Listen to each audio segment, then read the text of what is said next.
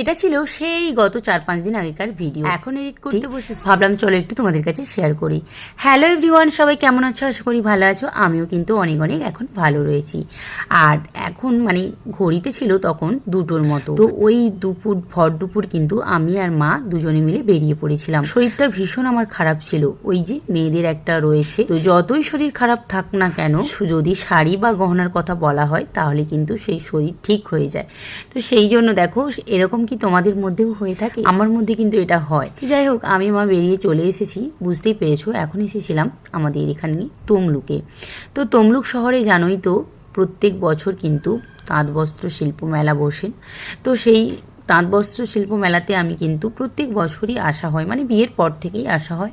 মা আর আমি প্রত্যেক বছরই আসি, আর এই দিক থেকে আমার মাসিমণিরাও আসেন। তো দেখো, সবাই মিলে চলে এসেছিলাম। এখানে রয়েছে অনেক অনেক অনেক শাড়ির স্টল রয়েছে। তো তোমাদের